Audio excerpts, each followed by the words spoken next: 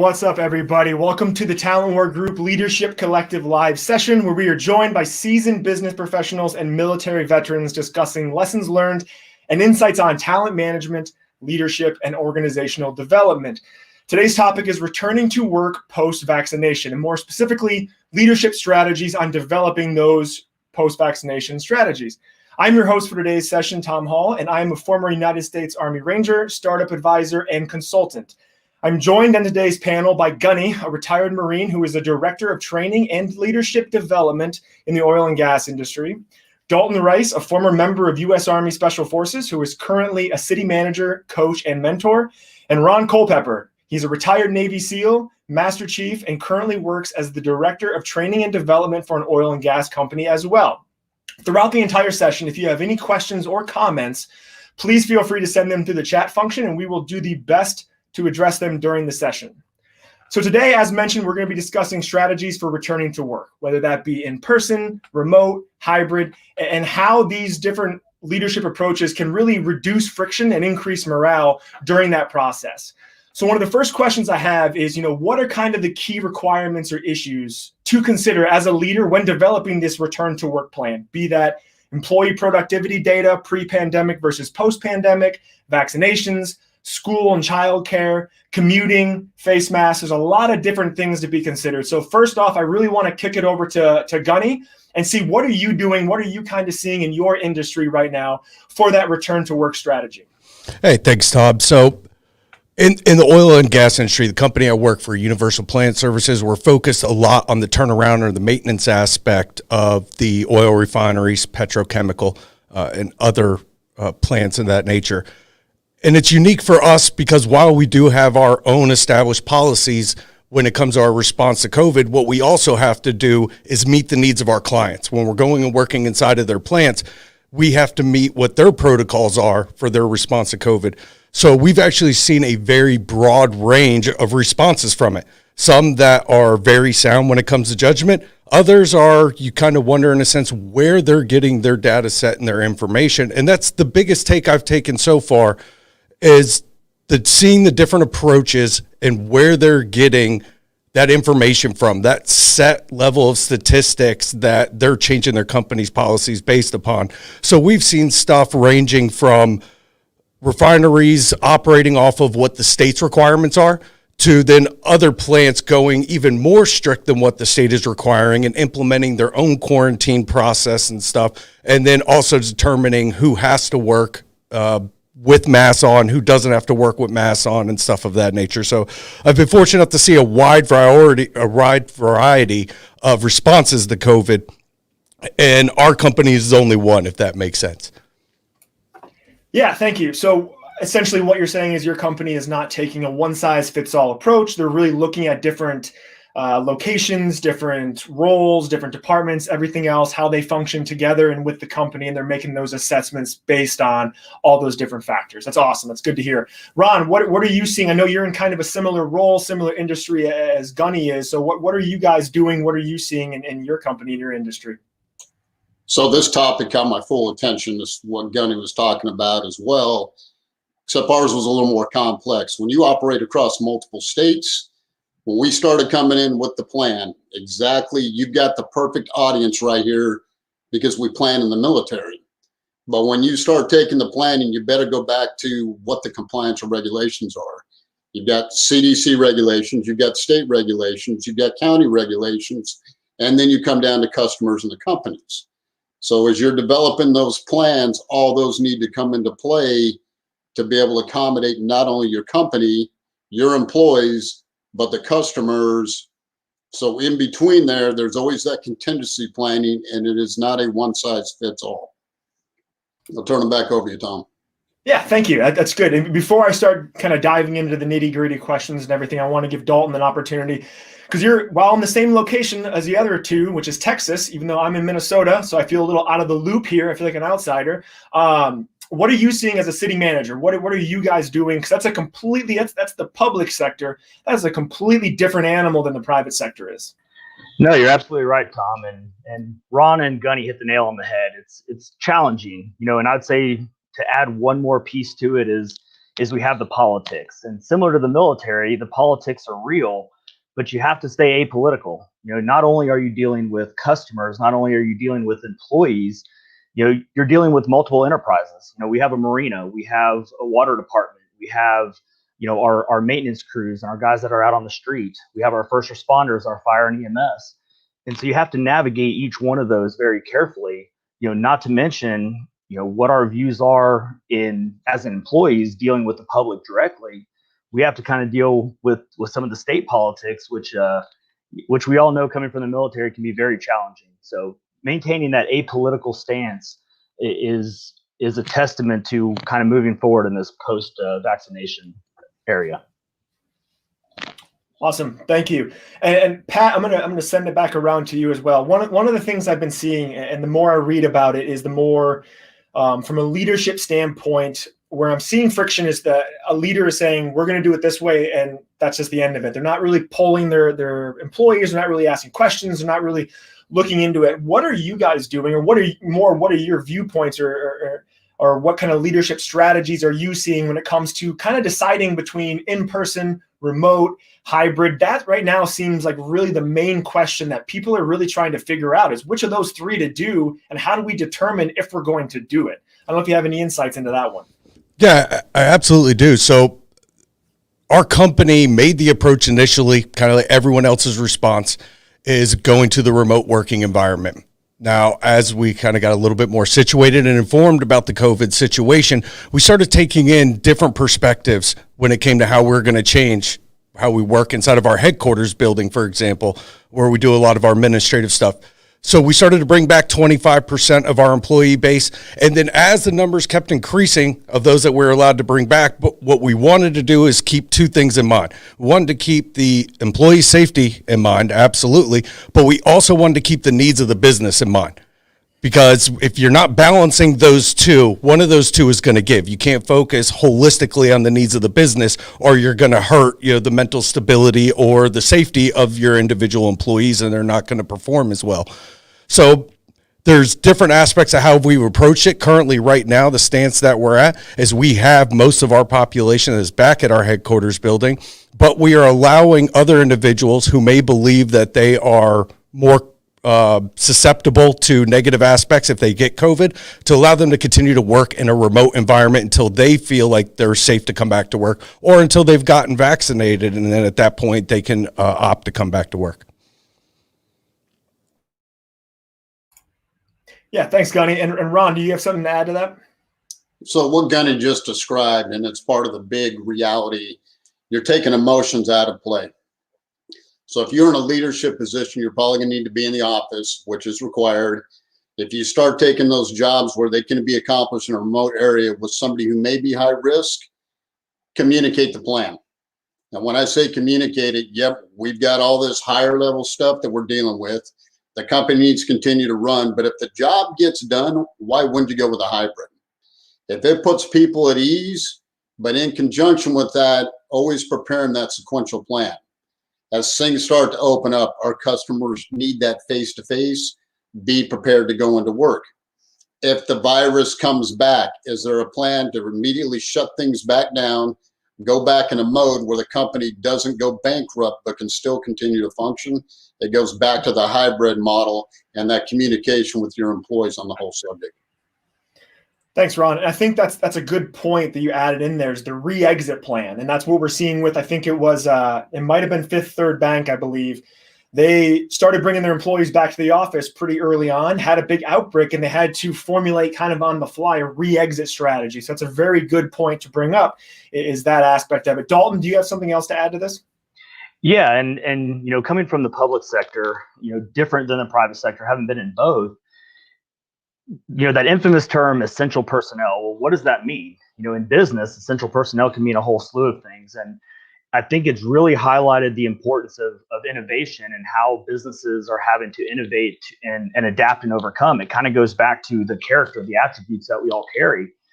And in the public sector, I think this is a really big key point of what leadership is we all have our own views. We all share our own thoughts and our values, but everybody is different than us. I've said before, our 100% is different than somebody else's 100%. And so we have to learn how to adapt, and the leader has to adapt to their employees, not just their employees, but also to, in our case, council members and residents. And so how do we make people feel safe and feel comfortable with coming back to work? And to kind of throw in what's going on in the real world today, businesses are having trouble hiring. So how do we even take the politics out of it to get people to want to come back to work, enjoy what they're doing, have that high morale, knowing that they're taken care of and they're safe? And it takes innovation and it takes sound leadership. Yeah, I think those are all very good points. And I think it's interesting. I consult with the tech company, so it's very different than Ron and Pat, what you guys have with your organizations. You have to have people on site, especially when it comes to oil and gas, with refining, with manufacturing, with all extraction, all those different things. You can't do that remote for a lot of your stuff. So with the tech industry, at least what I'm seeing, it's a lot of delegation almost. So for example, Cisco, their strategy is, we're not going to put out a blanket policy for this. We're going to delegate to the teams. We're going to give it up to the team managers, the team leaders. We're going to let them collectively make those decisions on if their team should remain remote, if they should be in person, if they should be hybrid. I think that's a really good approach for a technology company or someone that can be spread out and really flat. But with you guys having your organizations really on site, that makes things completely different. Are there any approaches right now for kind of surveying your employees? So when trying to inquire what they want or what their viewpoints are, is anybody in the room have any experience doing that, surveying their employees, talking to them, holding panels, really trying to be transparent with them? And I'm going to kick it over to Dalton for this one. Yeah, coming in, we started, COVID, in my old job, and I started a new one about 2 weeks before Snowvid hit. So not only did we have our little snowpocalypse and everything going on here in Texas, we had to work through the safety of dealing with the political landscape. Local politicians and politics kind of driving what it's doing. What is the CDC doing? What are the scientists and stuff saying? What are the doctors saying? And I think from a leadership perspective, and especially coming into a new environment, I hit my 100-day mark today. It's building that trust and building those relationships very quickly. Having that ability to where you have the proverbial open door where somebody is comfortable talking with you. You can go in and talk to them, and we have employees that wear masks. We have some that don't, and we all work together, and we're a cohesive team, and we respect each other's viewpoints and opinions without really stepping on each other's toes. And not to mention, we have to deal with with our residents. And Tyler Sneer on LinkedIn asked a question: as a leader, I understand the apolitical view. How do you drive that through to your employees to get buy-in from both drastically different sides and how they view COVID? Tyler, this is especially from the public sector, this is incredible, because this is where I think leadership really should stand above all. We have our council members, we have our governing body in the private sector, and we have our employees, our staff, and then our residents. And above our council member is our citizens, and they really drive the train in government. And so it's almost kind of that umbrella effect. We have to take care and we have to follow the vision and the policies of what we're doing, and our employees don't need to get involved in that. And so a great example would be is if you have somebody who's kind of driving the train on the executive level, or a citizen who is impacting employee performance or who's impacting the productivity for whatever reason, that's your job to step in there and manage those politics for them, because that's not their job.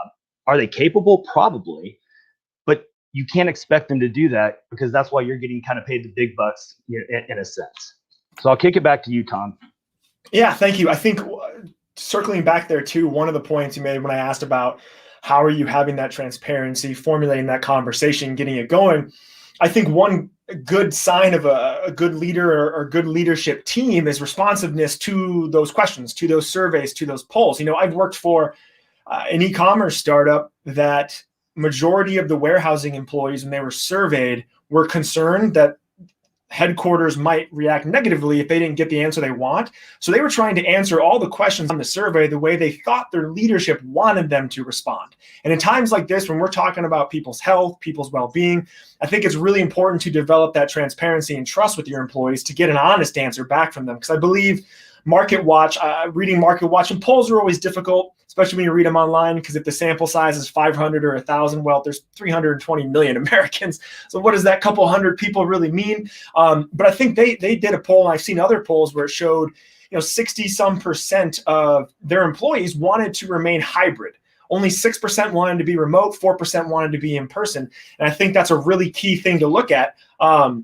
So what's been the kind of reaction with anybody else's teams? And it might be kind of a redundant question, but Pat, I'm going to send it back over to you. Have you guys seen any kind of reactions from what your employees who, let's say if it's HR, who can be remote potentially, have you seen any reactions from them or from your teams that prefer one way or the other, or is it kind of just a mixed bag at this point?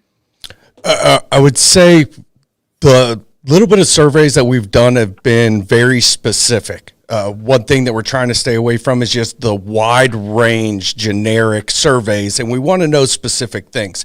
I'll tell you, one of the things that was interesting to find out, not really interesting, you kind of understand this when you think about it, is a lot of employers, even state government, are encouraging people to get vaccinated. Got it, 100%. But what's interesting is to see where is, in a sense, the initiative or the reward for getting vaccinated. I've seen a lot of organizations go and heavily push their employee base, whether it's via after a survey or just they want them to try and get vaccinated in a sense, but tell them that afterwards they still have to remain social distance. They still have to put on a face mask and stuff. So you're asking people to go out and do something with little incentive on the backside. So more so what we've been focused on is hey, out of everybody in the company, who has not gotten vaccinated and what are your concerns? Is it health-wise? Is it something of this nature? To understand what people are worried about when it comes to potential vaccines or how we address our different work situations. So we haven't done a whole lot of wide variety, just a little bit here and there of specific ones. And we haven't done a lot of surveying because we're also still in a position where we have to follow by rules and regulations, that are kind of passed down from higher in a sense. So I don't even feel like we're in a position right now to determine our own way that we want to handle COVID. We're still in a position where we kind of have to still take into consideration what the CDC is and acting upon this. Yeah, and it's tough. There's a lot of things that are changing, a lot of things that are, new guidance, new advice being put out. So it's definitely a hard time to really formulate a solid strategy. You have to be agile and flexible and kind of roll with it. So Ron, do you have a follow-up to that? Yeah, so Gunny and even Dalton talked about it. The bigger part when I take a look at employees coming back is the fear of unknowns, what direction. We stayed away from that. So when you start taking managers, and they should know their people, they should get that input coming up. Ask the question, what is not getting done if you are not there in person? You start evaluating that risk to see if you can reduce it without even having to get into the politics. You'll pick up those fears, and as time rolls on, it's just that continuation of that plan to eventually things hopefully will get back to normal, but you'll just continue down that path and then being prepared for anything else that comes up. Awesome. Great. Pat, I'm going to send it back to you. Do you have a follow-up to that one? Yeah. One thing that I brought up to our senior leadership team, this is just my personal opinion here, but when it comes to surveying the employee base, one of the things that I would highly encourage organizations to consider and look at is separating who you're surveying.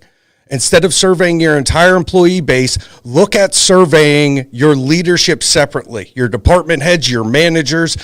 don't group them all into the same results that you're going to get from what I call our junior leadership, the rest of our employee base in the company, because you also need to look at the different concerns based upon the level of management that the person's in. Yeah, I think that's a good point. I think also who's administrating those surveys as well. If I'm an employee that's working in a warehouse or a manufacturing plant and I get a survey request from some HR person I've never met or seen, well, I might be a little more apprehensive to respond. But if my manager sends out that survey, someone I know, someone that I trust, have a relationship with, I'm going to be much more likely to respond to it honestly. So, Dalton, do you have a follow-up to that one? Yeah, and kind of on the other side of the coin, being that executive that's having to make those difficult decisions and balance those, it's important to surround yourself with confidants. It's important to surround yourself with people that you can trust and confide in because, well, my views aren't the same as everybody else's. And so having that small circle, being the only member in the executive team and having those confidants and, in our director leadership, we're able to go to them and say, hey, is there something that we could be doing better? What are we doing wrong?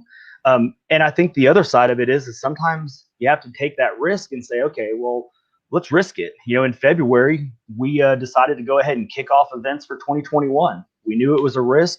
We didn't want to get titled, the super spreaders.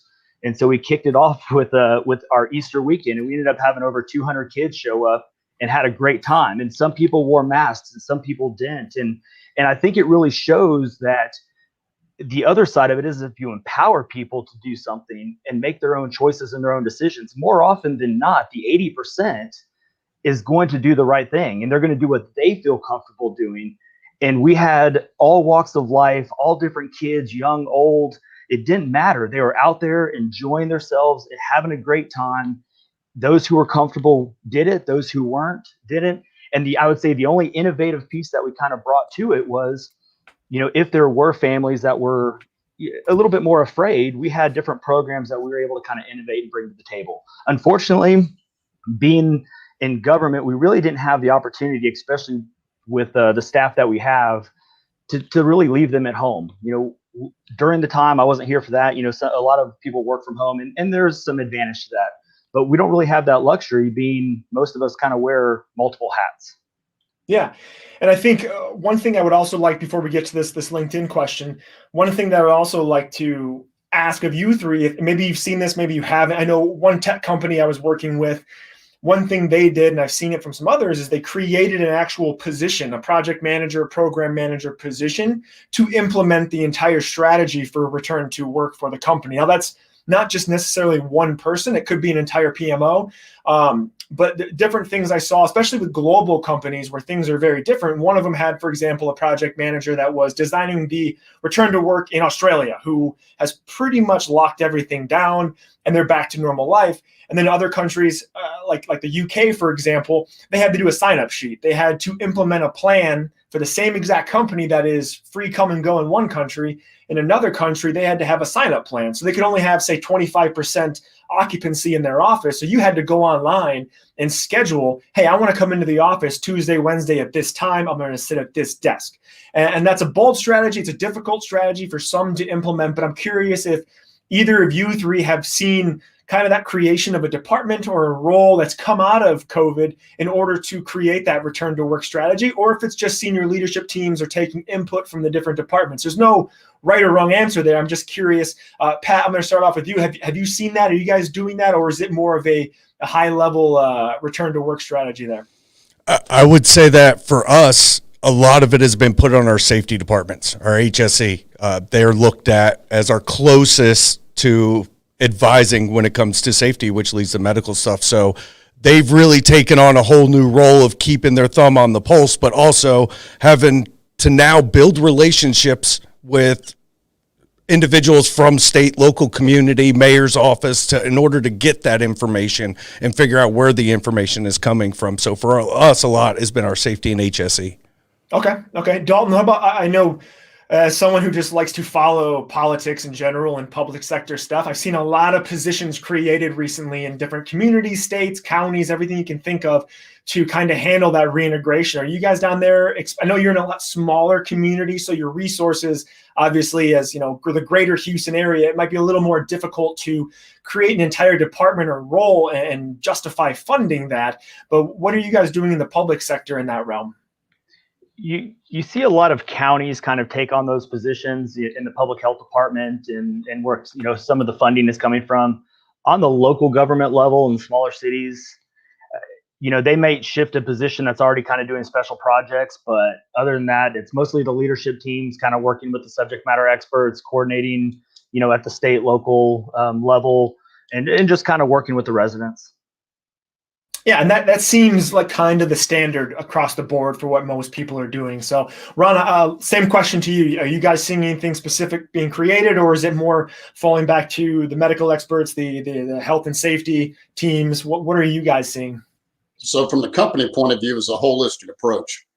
And probably the two most important, Gunny hit on one of them, was HSE, but the two other critical components were the lawyers, our legal counsel, and our sales and marketing.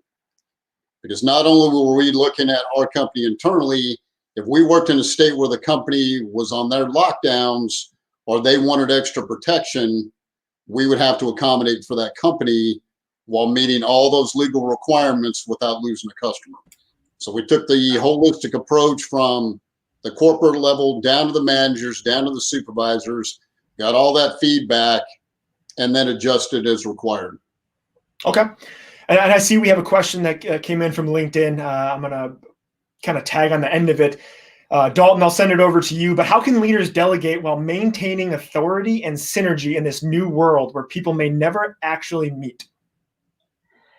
You know, great question, Keith. And I think to keep it really simple is empowerment. You know, you always hear the delegation of authority, you know, or delegating tasks versus delegating authority. And I think the bottom line is hire the right people to do the right job. And real quick takeaway on this, when I first got hired on, you know, even though we're local, my first day I had directors walking in with timesheets needed to be signed. I'm like, why am I signing your timesheets, your directors? And it's a simple response. If I can't trust you to do the job and to empower you with the authority to do your job, then I have the wrong person for the job. And so I think the bottom line is to keep it simple. You got to hire the right people to do the right job to take on those tasks. Awesome. Pat, I'm going to send that over to you for a follow-up as well.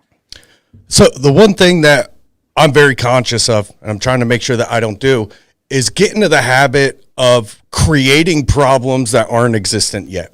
Now, there is a benefit, obviously, to thinking forward. But for me, when I look at this question, is how am I going to delegate? How am I still going to accomplish the mission?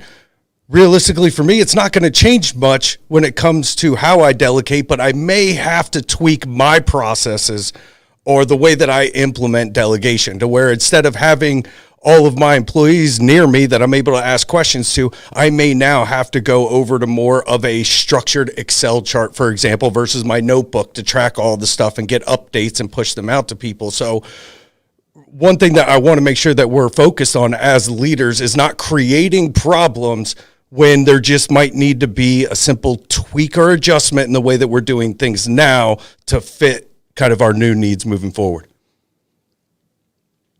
That's a good point. Ron, do you have something to add into that? Yeah, when I take basic leadership, trust and verify. Like if you take an employee and you give them a simple tasking, let them run with it. Gunny hit on it. Don't create more problems and you will find innovation from those individuals coming up. And then verify. Measure what you wanted them to do.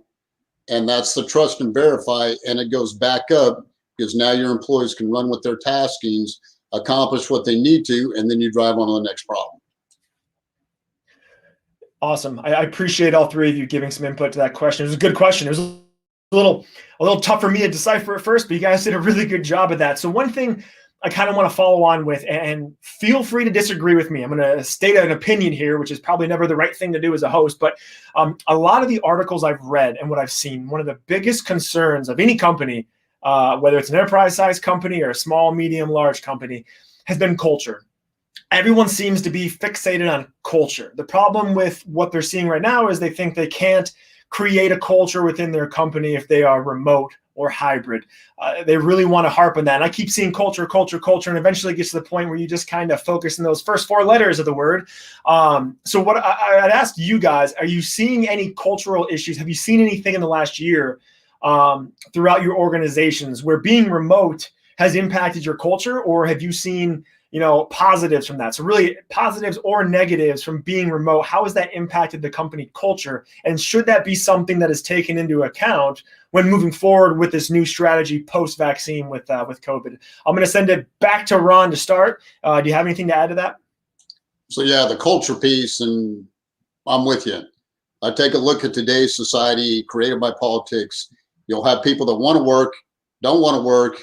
The amount of jobs that are out there, you start to see a culture within the United States. To get beyond that, if you were a company, you're there to make money. If you're an employee, you're there to make money. So when you clearly define where that's going, the culture piece, you can build that. And if you take care of people, people join companies, they quit managers, that whole philosophy. But the culture piece, build it in a way that culture is not your primary focus. Focus on the individuals, and I'll turn it over. Yeah, I agree with that. I think too many companies try to force culture. That's something you can't do. Culture has to be organic. Otherwise, you're trying to potentially plug in a square peg into a round hole. I think that's one thing people, especially startups, which is where my experience is primarily at, they try to copy culture. Say, hey, Nike did this, Amazon did this, let's copy. Well, it doesn't work that way because you have different personalities, different people, different everything. So Pat, are you seeing anything culture-wise? Has that been a topic of conversation with your organization, or is it something where it's more malleable and you're kind of just letting it kind of evolve as the different processes are implemented? Yeah, I'm going to be honest, Tom, that I'm not holistically sure. And that could just be because we don't have enough time to truly evaluate before and where we are now. But another part of that may also be what Ron touched on is in a remote work environment, is culture a primary concern then at that point? I don't know, once again, personal opinion here, but to me, culture requires a group of individuals. If you have an individual that's working in a remote capacity, executing tasks individually, how important is culture then?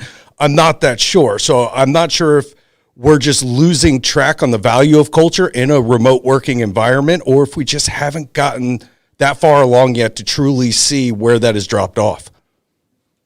Yeah, and I think it's difficult because culture, typically if you find a lot of mantras, a lot of stanzas, everything else with different companies, they all kind of boil down to similar things, do the right thing, be ethical, work hard, work as a team, everything else. So really, how much does trying to build a specific culture matter, So Dalton, are you guys seeing anything? Again, I'm going to keep throwing it to you too, because you're the one odd man out in the public sector here.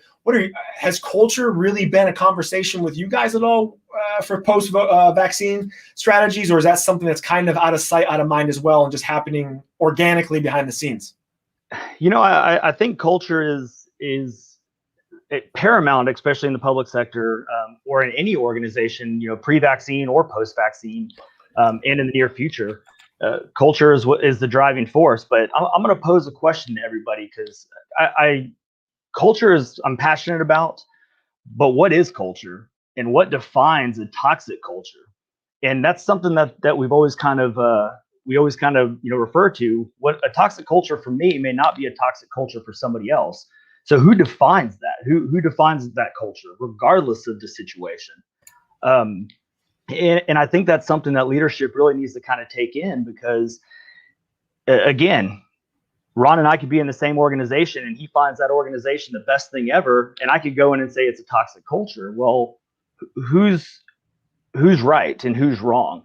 And so unfortunately, I think culture has kind of become this buzzword that we really don't understand, even though it is important in how we define some of that teamwork. But I think leaders have to understand that you could have multiple cultures within one organization, so long as the common goal and the strategies are being achieved. That's a very good point. I think the term in the startup world is yoga babble. I think that's what they like to say, just throwing a bunch of words out and hoping that people buy into it, Before I bounce it to Ron and Pat to answer your question, Dalton, which is a very good question, my opinion and my experiences so far with culture, almost all toxic work environments haven't been a result of processes or the organization. It's always been people. It's always been leaders, which is kind of the crux of our entire organization of the Talent War Group, is talking about that talent management, human capital. Everything I've seen, every time I've had a toxic environment that I might be associated with, it almost always ties into one person or one group of people. It's almost never a process. It's never the building your atmosphere. It's usually a person not enforcing something or enforcing something that's wrong or unethical. And we've all seen it, especially all this coming from the military. We've all seen the leaders that are bad are always the toxic leaders that create those bad environments. I think one of the biggest drawbacks to that is people are almost never willing to step up and have that conversation about it. I've seen a horrible leader before that was destroying the moral of an entire department. We were all complaining about it behind the scenes, which is the wrong answer. Eventually, we just took them aside, had a conversation with them, and a week later, all of our toxic issues were almost gone because we just stepped forward and had a conversation. That was kind of the key there. But my viewpoint, my experiences is toxic cultures always spawned out of a person or a team, never a business or a process. Ron or Pat, I'll shoot to you first, Pat. What's your experience on, what have you seen that creates a toxic culture? Maybe you haven't experienced one, which would be great if you haven't. It kind of goes back to what Dalton was saying earlier, is what is a toxic culture? What is a bad culture or a negative culture? There could be cultures that I could look at as being negative in certain aspects, but now that I reflect back on them, those cultures actually opened up my mind to things or pushed me towards something that at first I potentially wasn't comfortable with. So I don't think that I've ever personally been in a toxic environment when it comes to a culture. Personally, to me, is if I'm in that position, I'm driving towards fixing that. I'm figuring out a way to change that, whether it's just adjusting the subculture in my department or actually getting with senior executive leadership to explain to them what the impacts of whatever the proposed culture is in the organization and what it's having to our bottom line or to our operations. Yeah, I agree. I agree entirely. Thank you. Ron, how about you? So it's funny because you hit it, culture. What they say statistically to change a culture takes 5 to 10 years. You take a look at the events that have happened in this country in the past year. Is there a culture change? Nobody knows. We know we've had to make adjustments to normal life, but even one of the simple questions I ask when we bring on new hires, are you here for a paycheck or a career? Because with my company, we hope to bring them on as a career, because if you have somebody dedicated as themselves, they've already determined there's a fit piece in there. If they're coming there for a paycheck, like Pat was saying, eventually you may get them into that piece. But that culture piece, it takes time. You really don't know a cultural change or a shift. You can put out your company, your mission statement. Do you have an alignment that goes up to the vision? And as we go back and forth, the culture piece is interesting. And I think it's thrown around way too much with a lack of understanding. Yep, I agree. I think we've seen a really big rise recently of the soft skills. That's one of the keys. You can teach the hard skills, all right? You can teach project management. You can teach software development. And I'm not saying that's easy and it's quick, but you can teach those things. You can't really teach interpersonal skills. You have to learn those. You have to really work on them and develop them. I think interpersonal skills and emotional intelligence really come into play here, because the way you're going to lead or motivate, say, an introvert is completely different than an extrovert. The way you lead a software engineer is completely different than a human resources person. Everything is different. You have to take a really individualized approach to everybody, including your teams, in order to develop that cohesive culture. I think that's one of the keys. So what I want to do now is kind of wrap it up, get to the end of this and really bounce it around for kind of save rounds, last viewpoints, opinions, whatever you have on this topic of returning to work post-vaccination. Pat, I'm going to start it off with you again. So one thing that I want to warn people about is a cognitive bias that's called loss aversion. Is where we look at, for example, of something costing us $20 and that comes out of our pocket versus putting $5 into account and that's saving over time. And we're actually more drawn towards protecting that loss than we are that savings. And a lot of organizations that I've talked to about how they're going to move forward, whether it's going to be remote or hybrid, have always focused on the fiscal gains of switching their working environment, whether it's to a hybrid or to a remote, but to make sure that we're also checking our egos and actually going internal to ourselves and going, all right, where are we making these decisions from, and ensuring that we're overcoming any cognitive biases that are leading us in these directions and truly making a decision that one isn't just based off of public acceptance. It's one thing I want to make sure also that we're aware of. We have to absolutely care for our employees, our junior leaders, our senior leaders, but we also, as a leader, at the end of the day, I am responsible to my boss and to my company for the success of the organization. And holistically, that's my job. So I need to ensure whatever decisions that I make, whatever value or buy-in that I give to my senior leadership on this topic, has to take into some account of what my employees' needs are, but also, and kind of more importantly, is what is the need of the business to remain successful? Because if I'm not fulfilling those needs, then in the end, I'm going to end up hurting my junior leaders. Awesome. Thanks, Pat. I think it should also be made notice here. This is Pat's actual first podcast with the Talent War Group. So I want to thank you for joining us, Pat. And you did an awesome job. I'm really biased towards Marine, so I was really kind of hoping you would screw up and drop the ball, but unfortunately you didn't. You did a good job. So I appreciate it, brother. So Dalton, I'm going to send it over to you too for your kind of save rounds here. Yeah, I'll keep it kind of simple. Being the oddball in the industry world, in the public sector, and I think this is kind of across all military branches, all special operations, every rank, every branch. There's opportunity and chaos, and that it includes our real jobs. Opportunity and chaos, but I think there's also, you got to bring stability to that chaos. And I think as leaders, whether you're on a director level, whether you're the CEO, whether you're a governing board, or whether you're the citizens, you got to find that person that can bring some stability to the chaos, that can adapt seamlessly, that can figure out, a solution to the problem. And I'm going to hit on Keith's point one more time. You got to define, redefine the boundaries of the box, or just get rid of the box entirely. It doesn't exist.